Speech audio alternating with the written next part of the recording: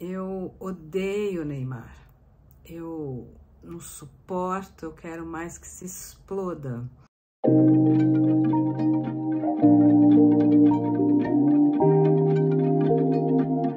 Futebol. Esse é um tema incrível e, por acaso, o tema do momento. Estamos no coração das trevas ou da luz dessa paixão. Como é que é isso, né? Eu odeio Neymar. Eu não suporto, eu quero mais que se exploda. Que torça o coração, o fígado, o tornozelo, que se enrosque e que, enfim, tem uma, né? Ou então, e aí foi incrível, assim, tava aqui, né? E de repente, fogos, barulhos e comemorações e, nossa, o que aconteceu, né? Mas tinha jogo do Brasil, como é que é isso? Que a Argentina tinha entrado na Copa e tinha perdido. Então, a felicidade de ver o outro perder, de ver aquele rival se destruir. Vocês estão percebendo para onde eu quero encaminhar essa conversa, né? E aí, um terceiro elemento, né? Tô trazendo aqui dados de realidade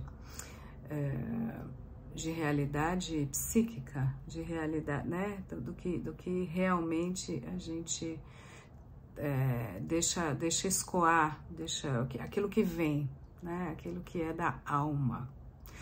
E aí, um último evento a Alemanha é eliminada da Copa. Isso, nossa, é meu inimigo. Eu quero que morra e que alegria. Acho que eu nunca, meu Deus, é demais para mim. É muita emoção para mim, é muita, né? É um gozo extremo. Eu quero que eu odeio esse time, eu quero que, né, eu quero que suma, eu quero que se destrua. Então, olha só que incrível, o que é essa arena, né? É muito complexo, acho que a gente vai ter que abrir uma série para falar sobre futebol, mas a primeira enquadra, né? Como é que a gente organiza pessoas, humanos, por enquanto, né, 10 homens correndo atrás de uma bola e um guardando, né,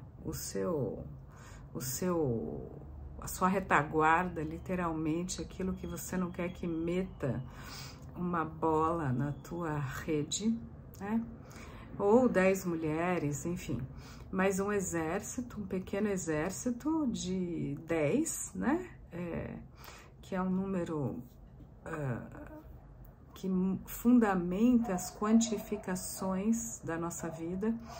Querendo ou não, mesmo a gente tendo um restinho, né, de matriz, enfim, que tá ali, por exemplo, inglesa, né, americana, que ainda faz questão de manter a sua métrica não decimal, ainda quer deixar, né, pés, onças,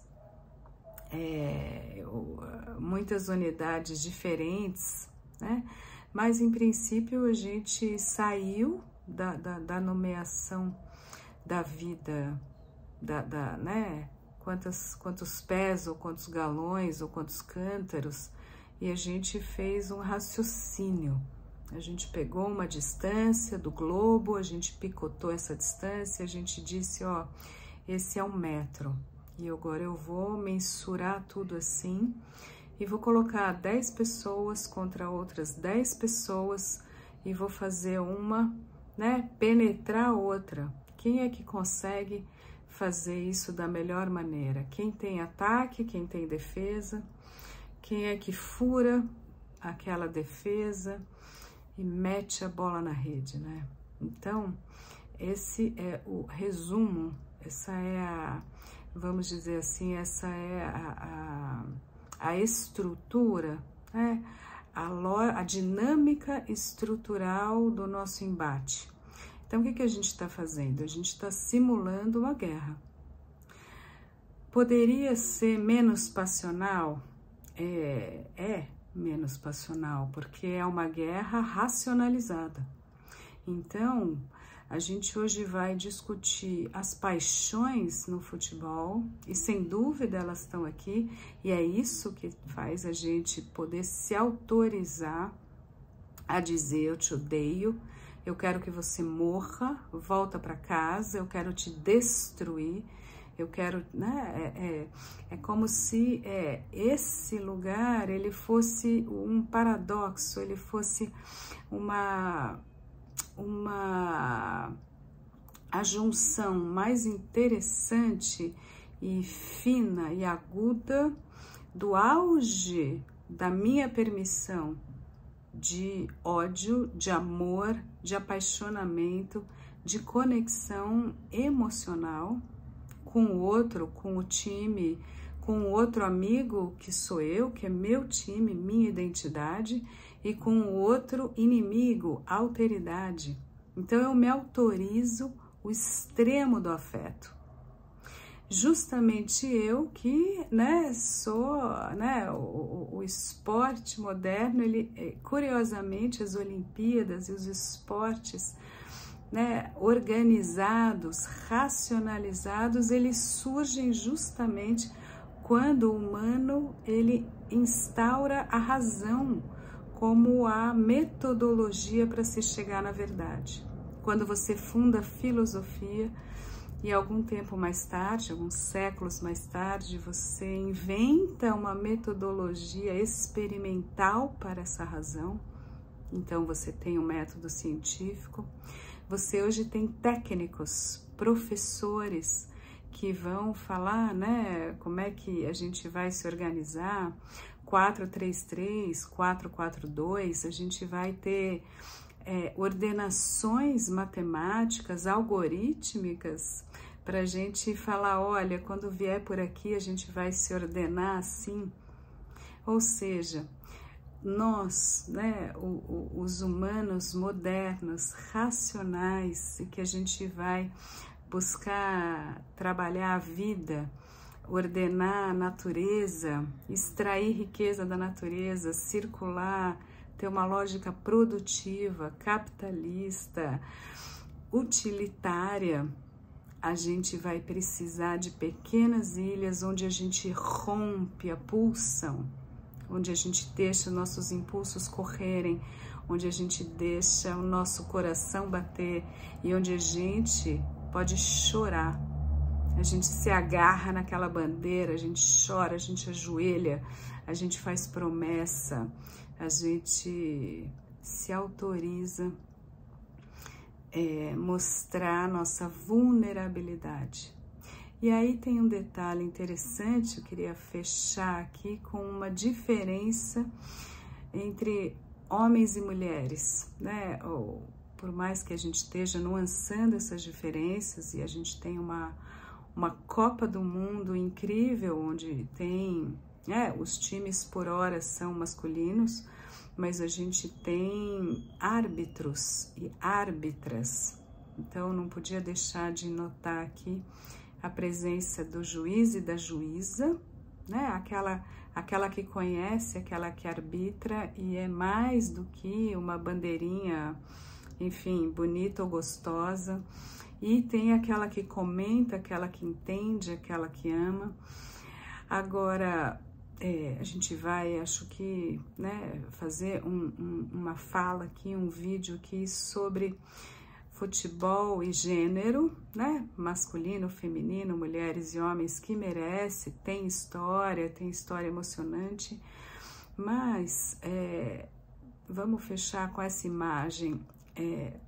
Se a gente fez uma divisão, sexual do afeto, e a gente fez essa divisão, a gente achou que mulher é emoção e homem é razão, masculino é patos, é temperança, é calma, né, a calma do ataque, da racionalidade. E o feminino seria doçura, seria maternidade, seria amor, seria afeto, né? Ou seria histeria, ou seria doçura controlada, né? Aquele maternal, aquele vem filho, ou aquela mulher irada, passional, assassina, né? Ciumenta, né? Se a gente fez essa divisão dos sexos ao mesmo tempo, o futebol, ele é autorização para muitos machos amarem, odiarem, brigarem e deixarem vir descontroladamente, né? Aquele afeto, aquela torrente afetiva, emocional, e aí você chora sem vergonha, e aí você ama sem vergonha, você se fragiliza, você se permite sentir. Talvez por isso, né, o futebol também seja tanto sucesso num país de matriz tão machista, tão misógina como a gente anda vendo por aí, né?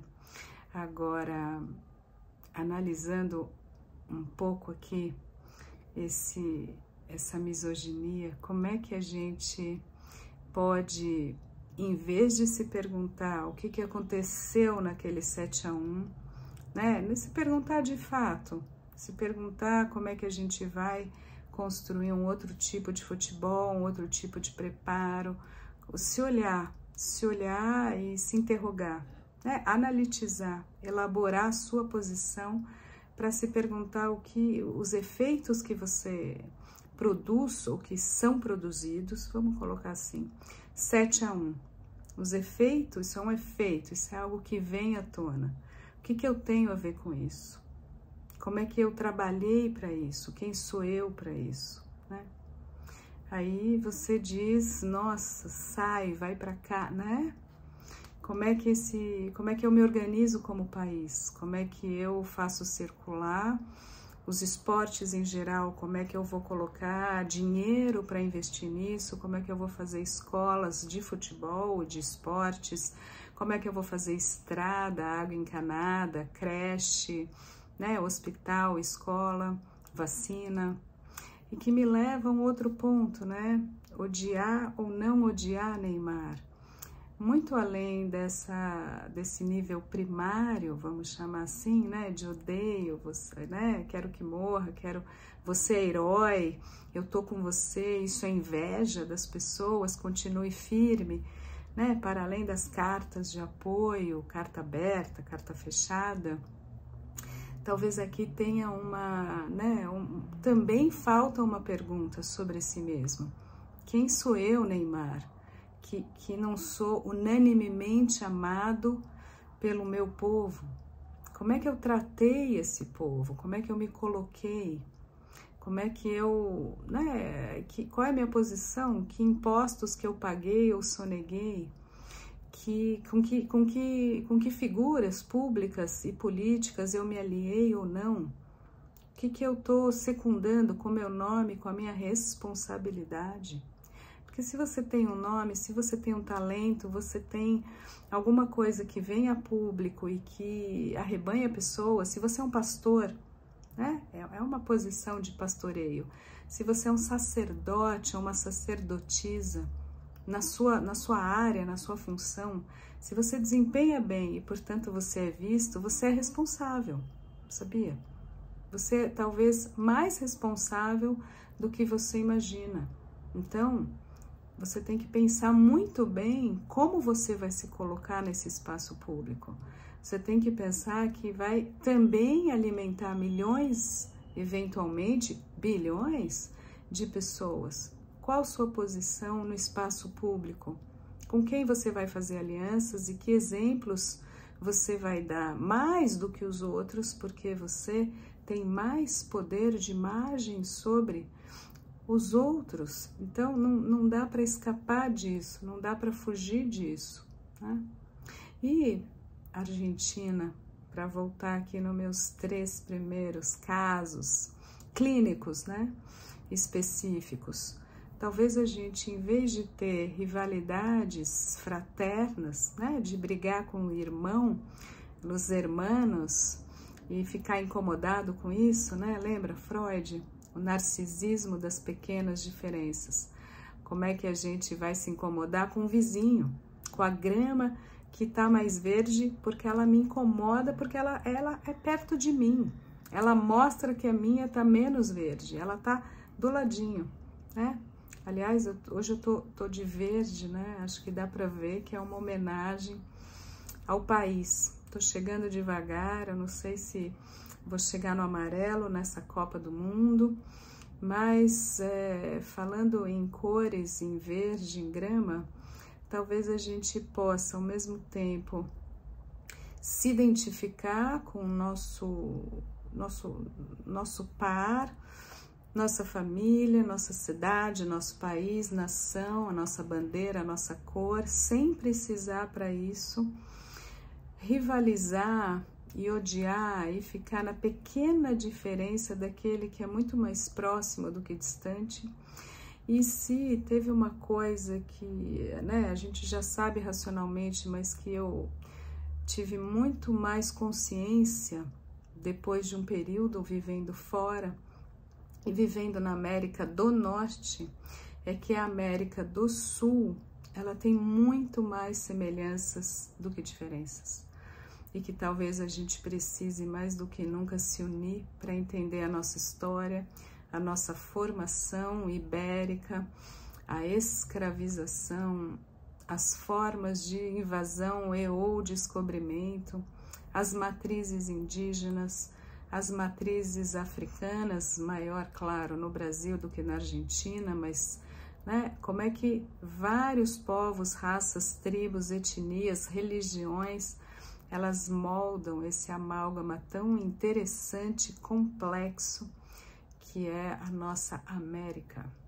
Então, queria fechar com isso, embora a gente esteja num momento que a gente luta por um país. Também, né, Copa das Nações, do mundo todo.